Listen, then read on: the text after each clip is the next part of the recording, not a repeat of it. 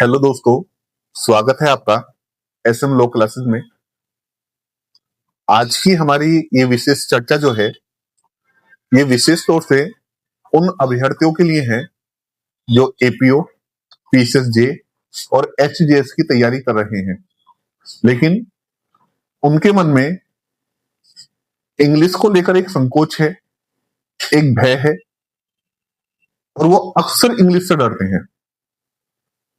तो इस मार्गदर्शन के लिए हमारे बीच उपस्थित हैं इंग्लिश के प्रतिष्ठित शिक्षक, विद्वान, हजारों विद्यार्थियों के मार्गदर्शक जनाब मुसीर सर। वैसे तो मुसीर सर किसी इंट्रोडक्शन या किसी पहचान के मोहताज नहीं है, क्योंकि मुसीर सर अपने आप में एक ब्रांड है। और मुसीर सर को पिछले निरंतर 30 साल का अनुभव है टीचिंग का, जो पिछले 30 साल से निरंतर अंग्रेजी पढ़ा रहे हैं।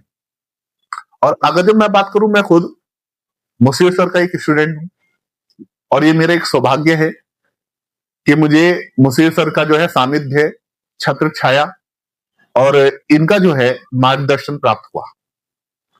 मैं तो ज्यादा मुसीर सर के बारे में और कुछ नहीं बोलूंगा, क्योंकि मेरे पास शब्द ही नहीं है, नहीं शब्द हूं। सिर्फ इतना ही कहूंगा कि यह तन विष की बेल रे गुरु अमृत की खान, ये तन विष की बेल रे गुरु अमृत की खान, शीश कटाए गुरु मिले तो भी सस्ता जान। मुसीर सर का जो एक अनुभव है, जो विद्यार्थियों का मुसीर सर को से लगाव है, और मुसीर सर जितना अच्छे से पढ़ाते हैं वो अपने आप में एक साक्ष्य है, एक पहचान है। स्वागत है सर आपका। बहुत शुक्रिया सर। सबसे पहले आप अपने बारे में बताइए कि आपकी शैक्षिक यात्रा और इंग्लिश शिक्षण के क्षेत्र में आने की प्रेरणा कहां से मिली? देखिए, आपने जो ये सेशन रखा है, ये खास तौर से मुझे जो लगता है कि वो हिंदी मीडियम के स्टूडेंट्स के लिए रखा है, और मैं खुद एक हिंदी मीडियम का स्टूडेंट रहा हूं। तो जो अंग्रेजी के जिस दर्द की आज आप बात कर रहे हैं, वो दर्द मैंने भी झेला है। और इसीलिए जब मैं ग्रेजुएशन कर रहा था, तो तभी मैंने ठान लिया था कि मुझे अंग्रेजी को पूरी तरह से सीखना है। हाँ, ऐसा कभी नहीं सोचा था कि मैं अंग्रेजी का एक टीचर बन जाऊंगा, लेकिन जब मैंने अपने तजुर्बे से अंग्रेजी को सीखा और कुछ बहुत अच्छे मेरी जिंदगी में कुछ टीचर्स मिले जिन्होंने मुझे बहुत अच्छा गाइड किया, तब मुझे लगा कि ये जो परेशानियां मैंने बर्दाश्त की हैं, झेली हैं, इन्हें बहुत बच्चे देखते होंगे, तो क्यों ना बच्चों को अंग्रेजी पढ़ाई जाए।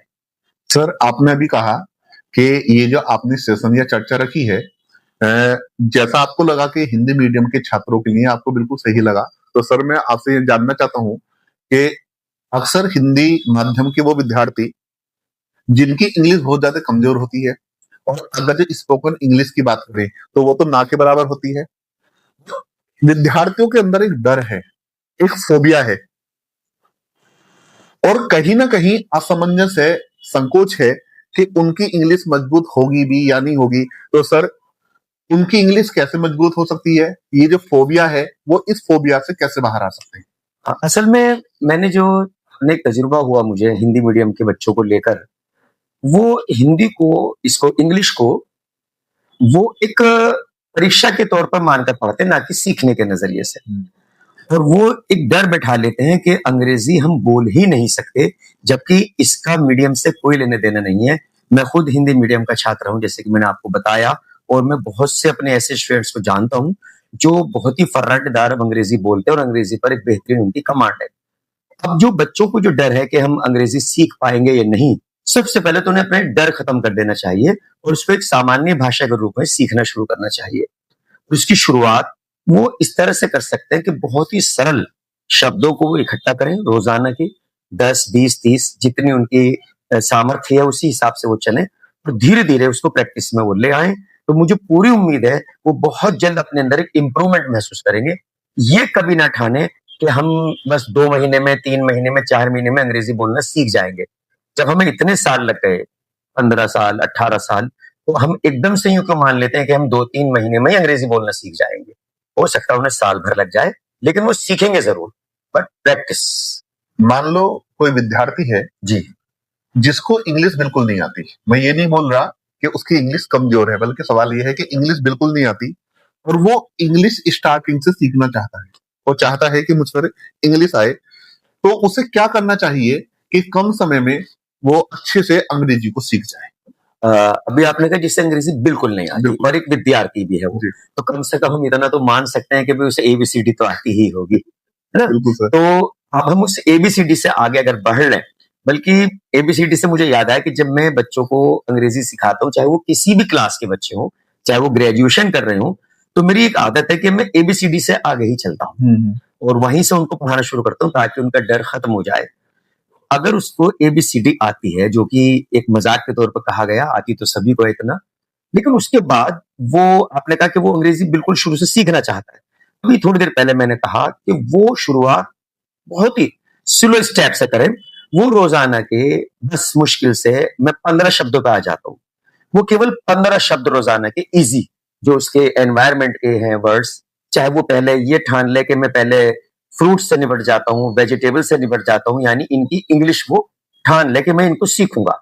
केवल वो पहले अपनी वोकेबुलरी इकट्ठी कर लें, उसके बाद वो सामान्य बहुत सिंपल सेंटेंसेस, जैसे कि आपने तीसरी, चौथी, पांचवी क्लास के बच्चों के देखे होंगे, चाहे वो किसी भी मीडियम के हों, फॉर एग्जाम्पल उन्हें यही कहना है मैं एक लड़का हूं तो आई एम अ बॉय, यानी जो हमारी बी फॉर्म्स होती हैं उसके वो इंग्लिश बनाए, चाहे उसमें लगभग उन्हें 20 दिन लग जाए, 25 दिन लग जाए, लेकिन पहले वो उसकी अंग्रेजी छोटी छोटी बनाने की शुरुआत करें। उसके बाद उनका कॉन्फिडेंस लेवल बढ़ता चला जाएगा, लेकिन रोजाना वो ये ठान जरूर लें कि रोजाना हमें अपनी वोकेबुलरी बढ़ानी है जरूर। सर, कई बार ऐसा होता है कि इंग्लिश को हम पढ़ तो लेते हैं, जैसे कहीं पर कोई बुक्स आ गई या कुछ भी, लेकिन उसे समझ नहीं पाते। इंग्लिश को पढ़ा, इंग्लिश रीड करना आता है, जी जी लेकिन जी। उसका समझ नहीं पाते। ये अपने आप में एक समस्या है, इससे कैसे छुटकारा पाए? हाँ, ये जो आपने कहा कि अंग्रेजी पढ़ तो लेते हैं लेकिन समझ नहीं पाते।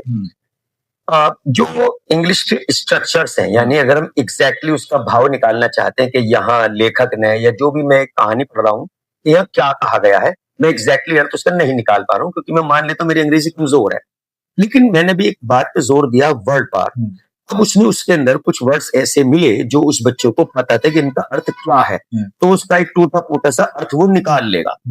इसीलिए जो अंग्रेजी पढ़ ली समझ नहीं आई, यहाँ पर मैं फिर वही बात करता हूँ कि वो छोटे मोटे स्ट्रक्चर सीख लें, फिर इसको प्रैक्टिस में डालने, पढ़ने जरूर। और मैं बल्कि अपने कुछ स्टूडेंट्स को ये भी एक राय दिया करता हूँ जब वो लगभग 1 महीने की क्लास उनकी हो जाती है, कि अब आपको क्या करना है कि आपको जो न्यूज चैनल है उसको पहले आप हिंदी का न्यूज चैनल देखें। वैसे मुझे न्यूज चैनल पसंद नहीं है, लेकिन हिंदी के न्यूज चैनल पे कोई खबर जो हाईलाइट चल रही है उसे देख लिया, हमें खबर के बारे में पता चल गया कि ये खबर चल रही है। अब उसी खबर को अगर वो इंग्लिश के न्यूज चैनल पे देखेंगे तो वो इंग्लिश में भी चलेगी, सेम टू सेम बात चलेगी, तो वो कहीं ना कहीं उसको मिलाप कर लेंगे कि भाई हाँ ये खबर जो बताई कि भाई हमारे प्रधानमंत्री महोदय कहीं गए हैं या ये घटना हो गई है, तो वो खबर उसको इंग्लिश से जोड़ लेंगे। और छोटी मोटी जो पढ़ने वाली बात की, मैं बच्चों को एक राय दिया करता हूँ कि पहला स्टोरी बुक ले लीजिए, मुश्किल से 5th लेवल की, जो छोटी मोटी इंग्लिश की, जो पुरानी घिसी पिटी कहानियां आपको मालूम है, जो हम बचपन से पढ़ते आए हैं, वो इंग्लिश में मिलती हैं, उनको धीरे धीरे पढ़ें क्योंकि वो पहले पढ़ चुके हैं, तो उन कहानियों को वो अर्थ निकाल पाएंगे, उनकी हिम्मत हो जाएगी। और ये बिल्कुल ना माने कि मैं इसकी एग्जैक्टली हिंदी निकालूंगा, बस उसका सार समझ लें ताकि उनको कॉन्फिडेंस बढ़ता चला जाए। हिंदी मीडियम के स्टूडेंट्स में जनरली खास तौर से एक हेजिटेशन है कि कई बार उनको किसी वर्ड्स का पता है लेकिन उनका प्रोनाउंसिएशन अच्छा नहीं है, या अगर जो वो इंग्लिश बोलेगा भी तो पता चल जाएगा कि इसको इंग्लिश जो है नहीं आती, ये बोलता है। तो किस तरह से प्रोनाउंसिएशन जो है सही किया जा सकता है? हाँ, प्रोनाउंसिएशन की बात करते हैं तो मैं कुछ तजुर्बे ऐसे रखता हूँ जो मेरे पास बच्चे जब आते हैं कि सर हम किसी स्पोकन इंस्टीट्यूट में गए थे और वहां उनको काफी इंफीरियरिटी कॉम्प्लेक्स महसूस कराया जाता है, उनसे पहला एक शब्द लिख देते हैं वो बोर्ड पर और वो लिख देते हैं आई। मैंने जानबूझ के कहा आई। वो बच्चे से पूछते हैं क्या लिखा है, तो कहते हैं आई। तो वहां उनको ये महसूस कराया जाता है कि ये आई नहीं आय है। अब वहां पर बच्चे के अंदर इंफीरियरिटी कॉम्प्लेक्स है कि मैं इसे आज तक आई पढ़ता आया हूं और ये कह रहे हैं आय। अब वो बेचारा हीन भावना में चला जाता है कि इसका मतलब मैंने जितनी अब तक अंग्रेजी सीखी है वो मैं कहीं ना कहीं गलत गलत गलत बोल रहा हूं। प्रोनाउंसिएशन एक अहम रोल रखती है, लेकिन अगर हम किसी वर्ड की प्रोनाउंसिएशन थोड़ा सा गलत भी कर देते हैं, तो जरा इसको इस चीज से जोड़कर देखिए कि हमारे इंडिया की बात कर लेते हैं। साउथ इंडिया में बहुत से इंग्लिश के जो लेटर्स हैं, उनके बोलने का तरीका अलग है। जैसे मेरे पास एक बार साउथ से कॉल आ गई थी, तो उसमें उन्होंने जो वर्ड जो बोले वो मेरी समझ में नहीं आया, क्योंकि उनकी टोन थी, वो साउथ इंडियन थी, मैं समझ नहीं पाया। मैंने कहा प्लीज स्पेल द वर्ड, तो उन्होंने एकदम स्पेलिंग जो शुरू करी, उन्होंने बोले यम, यन। यकीन करिए पहली बार में मैं समझ में नहीं आया कि यम यन क्या होता है। मुझे थोड़ा लगा अरे ये एम और एन को कह रहे हैं। तो यहाँ प्रोनाउंसिएशन का रोल है, मैं यूं नहीं कहूंगा नहीं है, लेकिन इतना नहीं कि हम प्रोनाउंसिएशन को लेकर इतना खो जाए कि अंग्रेजी सीखना ही बंद कर दें, इंफीरियरिटी कॉम्प्लेक्स अपने अंदर ले आए। तो प्रोनाउंसिएशन अपने आप में एक अहम रोल रखती है। पहले आप अंग्रेजी बोलना सीखिए। जब हम अंग्रेजी को बोलने लगते हैं और हमें लगता है यार हमारा एक्सेंट वो नहीं है जो ब्रिटिश है या अमेरिकन है, उसके लिए एक अलग प्रैक्टिस है, उसके लिए आप एक अलग एक्सेंट में जा सकते हैं। लेकिन पहले आप अंग्रेजी चाहे इंडियन टोन में ही बोलना शुरू कर दीजिए, बोल लीजिए आप अंग्रेजी। सर अब मैं बात करूंगा एपीओ, पीसीएसजे और एचजीएस की जो परीक्षाएं हैं उसमें इंग्लिश की भूमिका की। जो इंग्लिश की इन परीक्षाओं में एक महत्वपूर्ण भूमिका है जिससे इनकार नहीं किया जा सकता और जिसको देखा भी जिसको नहीं किया जा सकता। तो सर सर्वप्रथम आप ये बताएं कि एस्से राइटिंग कैसे करें और अपने एस्से को कैसे हम मोर इफेक्टिव करें। हाँ, एस्से राइटिंग के लिए एक तो जो भी बच्चा किसी कंपटीशन की तैयारी कर रहा है और वहां पर इंग्लिश हो चाहे हिंदी हो, हिंदी में भी क्योंकि निबंध लिखने पड़ते हैं कुछ प्रतियोगिताओं में, तो सबसे पहले तो उसको करंट अफेयर्स की जानकारी होनी चाहिए। जो कि कई बार ऐसी चीजें निकल कर आ जाती हैं कि बच्चों को अगर वो मॉडर्न वर्ल्ड से नहीं जुड़ा हुआ है, करंट अफेयर्स से नहीं जुड़ा हुआ, तो वो उसको नहीं पेश कर पाता है।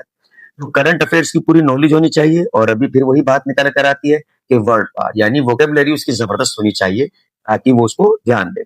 तो जो एस्से राइटिंग जब हम करते हैं तो सबसे पहले जो इसका इंट्रोडक्शन है, प्रस्तावना, वो भले शॉर्ट हो लेकिन क्लियर हो कि मुझे क्या लिखना है इसके पास। वो बहुत ही सिस्टमैटिक लॉजिकली वे में उसको लेकर चलना है। बेहतरीन उसके अंदर उस टॉपिक से रिलेटेड एग्जाम्पल्स होने चाहिए। और उसकी एक बहुत बढ़िया चीज कहूंगा, अगर हम एक लगन रखते हैं अंग्रेजी के लिए या हिंदी के लिए भी, तो हम क्यों ना उसमें इडियम्स एंड फ्रेजेस का बेहतरीन इस्तेमाल करें। इडियम्स एंड फ्रेजेस बहुत असर छोड़ती है। जिस तरह से आप अलंकार की बात कर देते हैं वही अंग्रेजी में भी होते हैं। तो ग्रामर का एक अलग रोल है। ग्रामर के साथ साथ अगर हम इनका भी इस्तेमाल उसमें कर दें तो हमारा जो एस्से है वो बहुत ही प्रभावशाली होगा। और उसको एंड तक आते आते जो उसका निष्कर्ष, जो उसका कंक्लूजन है, वो इतना असरदार होना चाहिए कि अगर बीच में हमसे कोई चूक भी हो गई है तो हमारी शुरुआत और हमारा एंड इतना असरदार होना चाहिए कि एग्जामिनर उसको सोचने में मजबूर हो जाए कि भाई बच्चा कहना क्या चाहता है और उसको अच्छे मार्क्स मिल जाए। तो यहाँ इडियम्स एंड फ्रेज का मैं जिक्र जरूर करूंगा, दोबारा करूंगा कि उन पर ज्यादा ध्यान दें ताकि उनका बेहतरीन एग्जाम्पल हम दे सकें उसमें। सर प्रेसिस राइटिंग जो है उसका अभ्यास कैसे करें और प्रेसिस राइटिंग कहां से स्टार्ट करें? देखिए, प्रेसिस राइटिंग के लिए जरूरी होता है कि एक तो आपको भी मालूम है वैसे इस तरह का कि भाई 1/3 हमें उससे करना है जी। यानी जितना बड़ा हमें एक पैराग्राफ या जो भी कुछ दिया गया पैसेज वगैरह, तो हमें उसे 1/3 पर लाना है। 1/3 पर लाने का ये मतलब नहीं कि उसको उल्टा सीधा शॉर्ट कर दिया। उसको जो मूल भाव है वो नहीं खोना चाहिए।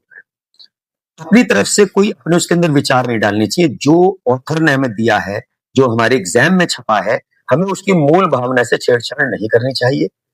कम से कम शब्दों में उसको लिखना है। यहाँ पर फिर शब्दों वाली बात आई तो फिर मेरी वही बात आ गई, वोकैबुलरी यानी वर्ड पार्ट। शब्दों को दोहराने से बचना है, उनके सिनोनिम्स का इस्तेमाल करना है और इडियम फ्रेज का इस्तेमाल करते हुए उसको 1/3 पर लाना है। मूल भावना नहीं खोनी चाहिए। और इसके लिए practice makes a man perfect यानी एक बहुत पुरानी घिसी-पिटी कहावत है। क्यों ना हम रोजाना थोड़ा-थोड़ा सा इस चीज की प्रैक्टिस करें। और स्टूडेंट इस चीज की मदद के लिए जो पुराने पेपर्स हैं उनकी मदद ले सकते हैं या किसी अपने गाइड, अपने टीचर्स की मदद वो ले सकते हैं। तो प्लीज इस राइटिंग में इस तरह से हम कर सकते हैं। सर अगर जो हम बात करें ट्रांसलेशन की, तो ट्रांसलेशन इंग्लिश से हिंदी और हिंदी से इंग्लिश ट्रांसलेट करने के लिए, ट्रांसलेशन के लिए किन किन चीजों का ध्यान रखना चाहिए? हाँ, देखिए ट्रांसलेशन में तो जो मेरा तो बल्कि ये कहना होता है कि भाई आप अगर टेंसेस बहुत अच्छे सीख गए हैं तो टेंसेस के बाद एक आपको जानकारी में होगा एक्टिव एंड पैसिव वॉइस। ये इतनी अहम रोल निभाते हैं ट्रांसलेशन के अंदर कि अगर हम एक्टिव, पैसिव और डायरेक्ट, इनडायरेक्ट उनका यूज लेते हैं हम ट्रांसलेशन के अंदर, तो वो ट्रांसलेशन हमारी बहुत असरदार बनती है। अक्सर हिंदी मीडियम का बच्चा ऐसा सोचता है कि जो हिंदी में लिखा है मुझे उसको एज इट इज इंग्लिश में उतारना है। मैं कहता हूं अनुवाद पे मत जाइए, खाली अनुवाद वर्ड मत पकड़िए, भाव अनुवाद पाइए। यानी यहाँ पर ये कहना क्या चाह रहे हैं, एग्जैक्टली वर्ड मत लाइए। एक बहुत छोटा सा एग्जाम्पल दूंगा, बहुत छोटा सा, एक छोटा सा सेंटेंस बोल लेते हैं कि मैं स्कूल जाता हूँ। अब हिंदी मीडियम का अगर एक बहुत कमजोर बच्चे को हम एक एग्जाम्पल बना लें तो वो ये सोचेगा बेचारा कि यहाँ पर हूं आ रहा है, हूं, मैं रोजाना स्कूल जाता हूं, तो वो हूं की भी अंग्रेजी डालना चाहेगा। तो यहाँ गलती हो जाएगी कि वो वर्ड टू वर्ड चलना चाह रहा है। हम वर्ड टू वर्ड नहीं कहेंगे कि आपको रूल सीखने, टेंसेस सीखने, उन पर पकड़ बनानी है ताकि आप किसी भी वाक्य को देखकर समझ जाए कि इसके अंदर कौन से टेंस का इस्तेमाल है। क्या मैं इसको पैसिव वॉइस में बना दूं तो ज्यादा बेहतर रहेगा, वो चीज। एक तो आपका टेंसेस हो गए, मॉडल्स हो गए, active passive and direct indirect. इसके अलावा और चीजें तो है लेकिन ये मेन है, ये जरूर आनी चाहिए। जी सर, जैसा भी आपने कई चीजें बताई, एक्टिव पैसिव को बता दिया, डायरेक्ट इनडायरेक्ट को बता दिया, इसी तरह के सर कौन कौन से ग्रामर के इंपॉर्टेंट टॉपिक्स हैं जो बच्चे को पढ़ने ही चाहिए? देखिए वैसे तो ग्रामर अपने आप में पूरी ही सीखनी चाहिए एक स्टूडेंट को, क्योंकि इन 3-4 चीजों के अलावा आपका जो पार्ट्स ऑफ स्पीच होते हैं वो हमें आने चाहिए सभी, जिसमें एक दो एग्जाम्पल दूंगा, जैसे आर्टिकल्स वगैरह है, ए एंड है, प्रेपोजिशन है, ये सब चीजें ही उसको आनी चाहिए। जब वो अंग्रेजी सीखने के लिए चला तो वो ठान ले, वो तब ठान ले कि मुझे इसको पूरा करके ही निपटना है। ये हो सकता है कि किसी को 1 महीना लगता है, किसी को 3 महीने, किसी को 6 महीने, किसी को साल भर। तो हमने इतने साल लगाए पढ़ाई में, अगर हम बहुत एक कमजोर स्टूडेंट की बात करते हैं, क्यों ना वो 1 साल लगा दे इसमें, 100% उसकी इंग्लिश इंप्रूव हो जाएगी और हर चीज को वो समझ पाएगा। मुझे एक बार हमारे एक सर सेमिनार में हमें मिले, जब मैं शुरुआत में अपनी अंग्रेजी को इंप्रूव करने की कोशिश कर रहा था, तो मैं भी ऐसे ही डरता था, लेकिन मुझे उन सर की एक बात बहुत अच्छी लगी। उन्होंने कहा कि आप अंग्रेजी से क्यों डरते हैं, कि मान लीजिए कि केवल 30 यानी 30 स्ट्रक्चर है अंग्रेजी के, और आप रोजाना एक स्ट्रक्चर की प्रैक्टिस कर लीजिए, तो आपको कितने दिन लगे 30 स्ट्रक्चर को समझने में? कि सर 30 दिन। अब मान लेते हैं आप अनाड़ी हैं, आप 1 महीने में नहीं सीख पाए, आप दोबारा कर लीजिए, आप 3 बार कर लीजिए, आप 4 बार कर लीजिए। आखिर आप इतने अनाड़ी तो नहीं हो सकते कि आप 5-6 बार की प्रैक्टिस में उसको याद नहीं कर पा रहे, सीख नहीं पा रहे। तो मुझे लगा इन्होंने वाकई मेरे दिल की बात कह दी है, और मैंने यही ठान ली कि मैं प्रैक्टिस करूंगा, इन चीजों को समझूंगा, सीखूंगा, और मैं आज भी उसी चीज को आगे को सौंप रहा हूँ। सर, इंग्लिश ग्रामर के लिए क्या कोई बुक सजेस्ट करेंगे कि जो बच्चा जो है उसको पढ़नी चाहिए और अपनी ग्रामर को वो मजबूत कर सके? देखिए बुक्स तो हमारी सबसे अच्छी दोस्त होती हैं, और अगर हम किसी बुक्स की बात करते हैं तो वैसे तो ढेर सारी बुक्स हैं, लेकिन जो मुझे सबसे ज्यादा पसंद बुक है वो है rain and Martin, high school grammar and composition. वो बुक अपने आप में एक मिसाल है। अगर हम उस बुक को, और ज्यादा मजाक की बात करता हूँ, ज्यादा मोटी किताब भी नहीं है वो, यानी बच्चा उसको लेकर घबराएगा भी नहीं, और अगर बच्चे को बहुत ज्यादा घबराहट भी हो रही है उस किताब को पढ़ते वक्त, समझते वक्त, तो उसकी की बुक भी ले सकता है वो समझने के लिए, लेकिन की बुक का इस्तेमाल बाद में करें, पहले उसे समझे, सीखे। तो मेरी नजर में सबसे बढ़िया रेन एंड मार्टिन है। इसके अलावा बहुत सारे ऑथर्स हैं, अब मैं यहाँ जिक्र करना मतलब मुनासिब नहीं समझ रहा हूँ। जी देखिए, आप सुन रहे थे जनाब मुसीर सर को, जिन्होंने इंग्लिश को आप कैसे अपनी स्ट्रॉन्ग कर सकते हैं, या इंग्लिश को लेकर जो हमारे मन में भ्रांतियां हैं, संकोच है, हेजिटेशन है, उसको कैसे दूर कर सकते हैं। मुसीर सर ने हजारों विद्यार्थियों का मार्गदर्शन किया है और लगभग पिछले 30 साल से निरंतर अध्यापन का कार्य कर रहे हैं। और जैसा भी सर ने बताया कि ना जाने अनगिनत स्टूडेंट्स जो हिंदी माध्यम से आए और आज फर्राटेदार इंग्लिश बोलते हैं, और इंग्लिश में उन्होंने अपना एक नाम कमाया है। तो मैं तो सर के लिए सिर्फ इतना ही कहूंगा कि हजारों साल नरगिस अपनी बेनूरी पर होती है, हजारों साल नरगिस अपनी बेनूरी पर होती है, जब जाकर बड़ी मुश्किल से होता है चमन में दीदावर पैदा। शुक्रिया सर, बहुत बहुत बहुत शुक्रिया।